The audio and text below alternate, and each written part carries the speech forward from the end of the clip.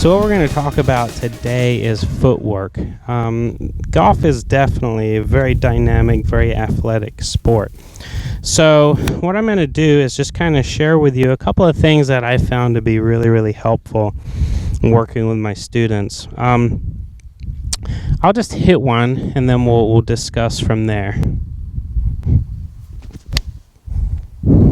Okay, so this would be your standard finishing position. So if we just kind of stay here for a second and analyze this, what you're going to see up on the right toe, and then take a look at this left foot. You can see that it's actually rolled out with a little bit more weight on the outside of the left heel. And then my right toe, or my left toe, sorry, right here, as you can see if I move my shadow, is just raised up in the air. So as I've rotated my hips and my knees, what's happened is I've struck the ball and then continued on that rotation all the way into my follow through. And what's happening is as my left knee is straightening, that foot really doesn't go any further, especially with the spikes. So what's happening now is that torque around that left leg and that left knee is causing that left toe to come up. So what's the problem? What's the bad stuff? Well, one bad thing that can happen in the backswing is you do that, what I discussed on the left foot, is you do it on the right foot. So as you take a hip turn, what tends to happen to some people is their knee bows out and their hip kind of stops right here and they slide and roll out onto that right ankle. So we definitely don't want that. If you were to picture getting down on a running block and getting ready to sprint and pushing forward, you want to be able to push off the ground and push with your feet. So if your right foot is what you're going to be kind of pressuring and pushing off on the backswing, if it's rolled out, I got nothing to push off of, right? There's no way I can push off of anything with that foot. So what you want to do here is make sure when you get that foot down that you're pressuring a little bit of extra weight on the inside of that left knee. And what that'll do is that'll add a little bit of weight to the inside of the right foot. But really what's really important here is your hips as you go into the backswing, they need to turn, right? So there's a seam on my pants. So as I rotate my hips, that seam goes straight back up to the inside of my right leg. If I don't rotate my hips and I actually slide off the ball to the right, then I'm going to have a greater chance of that right foot kind of bowing out and buckling out. So as I take my stance, if I put a little bit of weight on the inside of my feet, that's great. And then as I make sure in my backswing I rotate my hips and turn, now what's happening is I'm creating some torque and some resistance around that foot. It's not rolling out at all. That's the purpose of the spikes.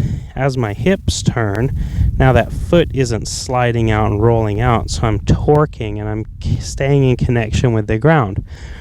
So that brings up the discussion. A lot of people right now are talking about ground reaction forces. Okay, well basically what that is how are you leveraging the ground? Well, we leverage it in a lot of different ways. We leverage it with gravity. So gravity's holding us down. I can kind of go with gravity and then I can push off of gravity, opposite, and jump in the air. So jumping is leveraging gravity.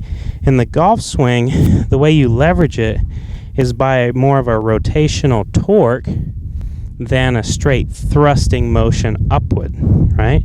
So as I turn and torque my right leg, my quadriceps, my hamstrings, even down into my calf muscles and my lower leg are torquing around this knee and hip. From here, I'm in a fully wound up position, ready to unwind and explode here through the ball. What's key is I continue that rotation and that torque into my left foot as I rotate around as well. So I go from the right toe wanting to fan out to the right heel wanting to kind of fan out. So what I do with my students is I say one way to work on your balance and creating that torque to the ground is to visualize standing in a bucket of paint. So let's say the bucket of paint or like a roller tray is over here, and then we have a white sheet of paper. I dunk my foot in the water, I pick it up, I put it on the paper.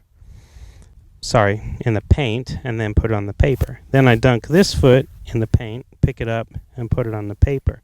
Now, as I move, what I'm trying to do is torque so that if I get any smudging at all, it's smudging just kind of around this way.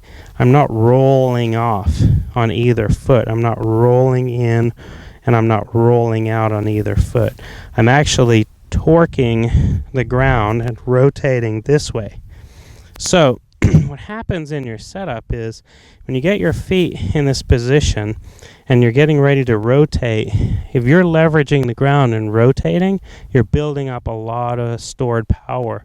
Then what happens is as you go the other way, you're pushing against your rotation. So you've turned the upper body fully back behind and it's causing resistance.